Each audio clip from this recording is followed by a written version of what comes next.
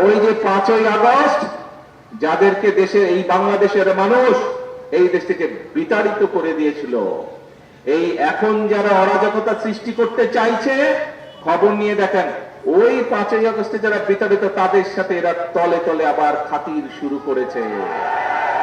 যেইভাবে 96 সালে করেছিল, যেইভাবে 86 সালে করেছিল, তাদের সাথে আবার নতুন কয়েকটি লেজও গজিয়েছে, সুন্দর ছোট ছোট লেজও গজিয়েছে।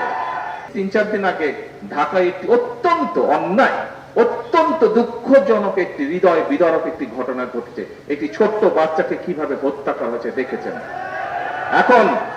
এখন আমরা প্রথম থেকে বলে এসেছি যে আইনের দৃষ্টিতে কোনো ব্যক্তি যদি অপরাধ করে তার শাস্তি পেতে হবে।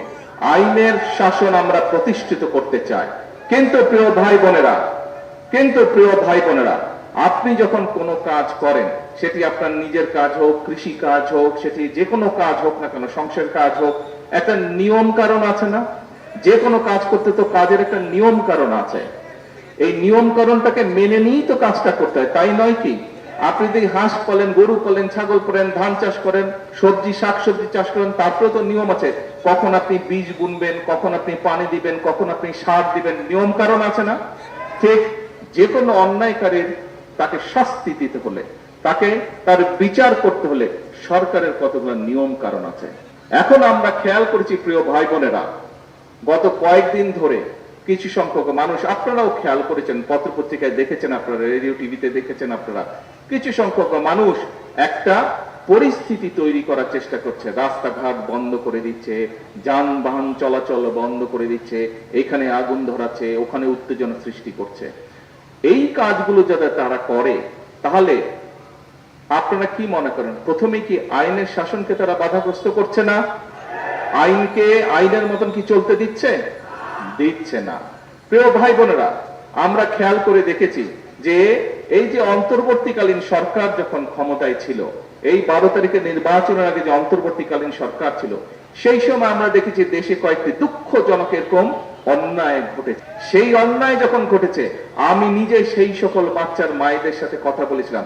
আমাদের দলের আইনজীবী, আমাদের দলের চিকিৎসকরা গিয়ে সেই চিকিৎসা দিয়েছে, আইনজীবীরা গিয়ে সেই আইনি সহায়তা করেছিল।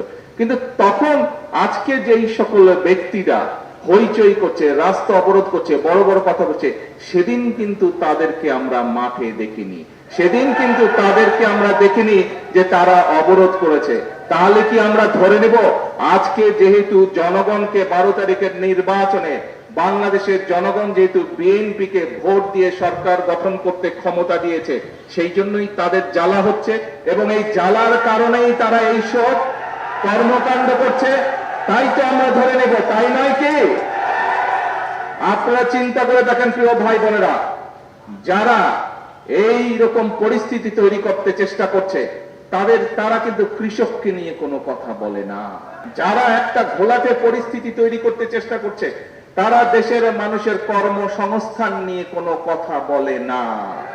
যারা এই ধরনের পরিস্থিতি তৈরি করার চেষ্টা করছে, রাস্তাঘাট বন্ধ করে দিয়ে অবরোধ করার চেষ্টা করছে, তারা কিন্তু কৃষকের খাল কাটার কথা বলে না, তারা কৃষক কার্ডের কথা বলে না। যারা এই ধরনের অরাজক পরিস্থিতির সৃষ্টি করার চেষ্টা করছে, তারা কিন্তু ছোট ছোট গ্রামের মাসুম বাচ্চারা কিভাবে স্কুলে খালি পায় যায় সেই দিকে তাদের খেয়াল নাই, তাদেরকে নতুন পোশাক দেওয়ার কথা বলে না। প্রিয় ভাই বোনেরা, আজকে যারা দেশের এইরকম পরিস্থিতি তৈরি করতে চায়, তাদের ব্যাপারে আপনাদেরকে সতর্ক থাকতে হবে, কারণ তারা অরাজক পরিস্থিতি সৃষ্টি করতে চাইছে। তারা যদি অরাজক পরিস্থিতি সৃষ্টি হয়, এই খাল কাটা বন্ধ হয়ে যাবে সারা বাংলাদেশে। ক্ষতিগ্রস্ত কে হবে? তারা যদি অরাজক পরিস্থিতি সৃষ্টি করে, তাহলে ফ্যামিলি কার্ডের যে বিতরণ, সেই বিতরণ বন্ধ হয়ে যাবে। ক্ষতিগ্রস্ত কে হবে? তারা যদি অরাজক পরিস্থিতি সৃষ্টি করে, তাহলে কৃষক কার্ডের বিতরণ বন্ধ হয়ে যাবে। ক্ষতিগ্রস্ত কে হবে? তারা যদি অরাজক পরিস্থিতি সৃষ্টি করে, তাহলে ইমাম সাহেবদের, মুয়াজ্জিন সাহেবদের, খতিব সাহেবদের, অন্যান্য ধর্মের যে ধর্মগুরু আছেন, তাদের সম্মানী দেওয়া বন্ধ হয়ে যাবে। ক্ষতিগ্রস্ত কে হবে? প্রিয় ভাই বোনেরা, তারা যদি অরাজক পরিস্থিতি সৃষ্টি করে রাস্তাঘাট বন্ধ করে, তাহলে গ্রামের বাচ্চাদেরকে যে আমরা নতুন স্কুল ড্রেস দিতে চাইছি, গ্রামের বাচ্চাদেরকে যে স্কুল ব্যাগ দিতে চাইছি, সেই প্রক্রিয়া বন্ধ হয়ে যাবে। ক্ষতিগ্রস্ত কে হবে? গ্রামের বাচ্চারা হবে। প্রত্যেকটি ক্ষেত্রে তাদের সেই অরাজক পরিস্থিতির কারণে ক্ষতিগ্রস্ত হবে গ্রামে বসবাসকারী খেটে খাওয়া মানুষ। প্রিয় ভাই বোনেরা, সেই জন্যই আজকে আমাদেরকে সতর্ক হতে হবে। আপনারা পত্রিকা পড়েন, আপনারা সোশ্যাল মিডিয়ায় যান, খবর নিয়ে দেখেন, ওই যে 5ই আগস্ট যাদেরকে দেশের এই বাংলাদেশের মানুষ এই দেশ থেকে বিতাড়িত করে দিয়েছিল, এই এখন যারা অরাজকতা সৃষ্টি করতে চাইছে, খবর নিয়ে দেখেন, ওই 5ই আগস্টে যারা বিতাড়িত তাদের সাথে এরা তলে তলে আবার খাতির শুরু করেছে।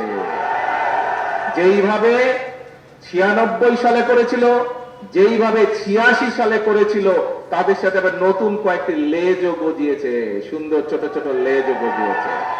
প্রিয় ভাই বোনেরা, কাজেই আমরা এই দেশ থেকে স্বৈরাচারকে বিদায় করেছি।